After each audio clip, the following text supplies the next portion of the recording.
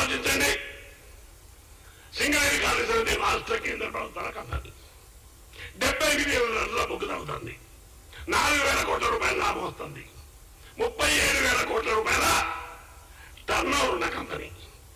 ఈ company private పరం చేసి అదానికి అంబానీకి లాభం చేసి ఈ ప్రాంతంలో ఉన్నటువంటి కార్మికులకి వాళ్ళ కుటుంబాన్ని ప్రధానం పెడతా ఉన్నాయి. కిషన్ రెడ్డి గారు కూడా గతంలో ప్రయాణం చేసినప్పుడు మాకు బుక్కని ఏరియా లోపల తిరిగినప్పుడు ప్రైవేట్ పరం కానీ అన్నాడు. ఇవాళ టెక్నికల్ గా మాట్లాడుతాడు.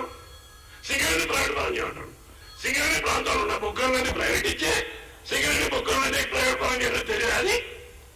ఈ ప్రాంతంలో బుక్కంతా ప్రైవేట్ ఇచ్చి ప్రైవేట్ పరం కాదంటే ఏంటి? ఒకటే మాట చెప్తాను, రాష్ట్ర కేంద్ర ప్రభుత్వాలకేమో 100 కోట్ల రూపాయలు డివిడెంట్ ఇస్తాను, డిఎంఎఫ్టీ ఫండ్ ఇస్తాను, సిఎస్ఆర్ ఫండ్ ఇస్తాను. అంతేకాదు మేము ఈ కంపెనీలో ఉన్నటువంటి కార్మికులు ఆదుకోకుండా కాకుండా 2 ప్రభుత్వాలకు ఇచ్చే డబ్బులు ప్రైవేట్ ఇస్తా. నేను రాయండి ఎంత పే చేస్తానో అంత మీకే అవుతుందిగా.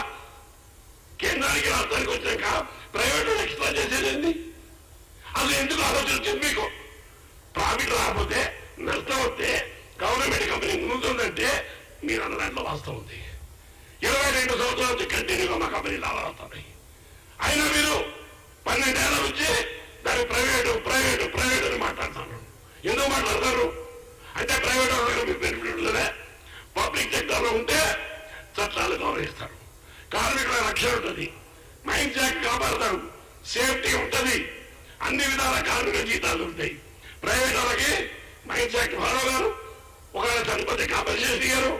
గతంలో మీ అందరికీ తెలుసు 73 కంటే ముందు 600 బుక్కలు ప్రైవేట్ పరం ఉంటే మా నాయకురాలు శ్రీమతి ఇందిరాగాంధీ గారు 600 బుక్కలను ఒక్క పెన్నుతో నేషనలైజ్ చేస్తే ఇవాళ మోడీ ప్రభుత్వం వచ్చి ప్రైవేట్ పరం చేస్తా. మేము ఐఐటీ తరఫున ఒకటే డిమాండ్ చేస్తున్నాం. మా నాయకుడు సంజీవ్ రెడ్డి గారు చెప్పిండు, ఈ దేశంలో బొగ్గలు ప్రైవేట్ పరం కావద్దు, ఎంత డిమాండ్ ఉంటే అంత డిమాండ్ దగ్గర మీద అవుతుంది.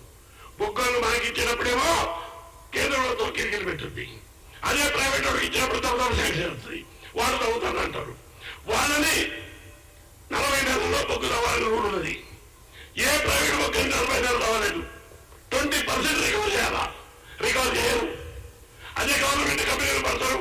అంటే ఈ ప్రభుత్వం ప్రజల కోసం ఉందా లేదా 5-6 కుటుంబాల కోసం ఉందా?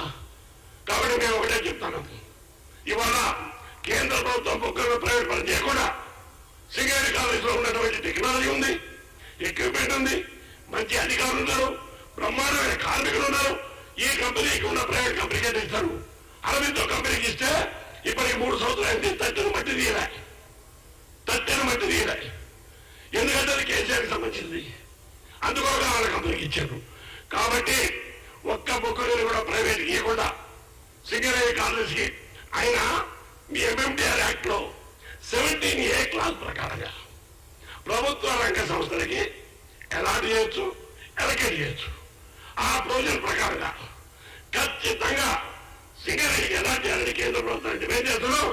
ఆ విధంగా మేము రాష్ట్ర ప్రభుత్వం ముఖ్యమంత్రి గారు కలిసి బట్టి విక్రమార్క కలిసి రేపు కిషన్ రెడ్డి గారు హైదరాబాద్ వస్తే ఆయన కూడా మెమోరాండం ఇచ్చి ఎట్టి పరిస్థితుల్లో సింగరేణి కాలేజీలో ఒక్క బుక్లను కూడా ప్రైవేట్ పరం కాకుండా రాష్ట్ర ప్రభుత్వంతో కేంద్ర ప్రభుత్వం మాట్లాడి మా ఐఎన్టీసీ కృషి చేస్తుంది సంజయ్ రెడ్డి గారి నాయకత్వాన్ని మీ అందరికీ తెలియజేస్తున్నారు.